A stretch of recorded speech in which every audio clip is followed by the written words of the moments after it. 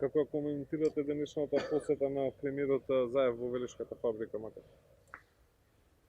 На една година, всушност легуваме во изборна година, Зоран Заев нема со што друго да се пофали освен со проектите и она што го има направено и оставено ВМРО ДПМН зад себе. Тоа е една од инвестициите кои што ги донесе ВМРО ДПМН. И јас не се сеќавам, ниту пак министрите на Зоран Заев се сеќаваат на инвестиција на отворена нова фабрика од Зоран Заев и неговиот тим.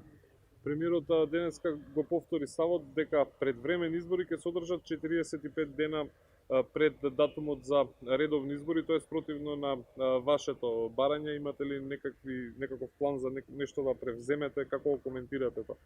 Прво треба Зоран Заев да провери дали 45 дена пред денот, она што би требало да биде регуларни избори, влегува во оној дел на предвремени избори, да престане да лаже и да престане да ги лаже граѓаните на овие средби кои што ги организира, заради нели како што вели добриот рейтинг на партијата. Доколку верува дека има добар рейтинг, верувам дека не би му пречело да организира предвремени парламентарни избори. Но едно е сигурно дека Зоран Заев и неговите лажливи политики губат. Еве ги сведочењата, ги слушнавме. Нема 300 пилоти во Арачиново, нема ниту канализација во Арачиново, а веќе влегуваме во изборна година. Ви благодарам.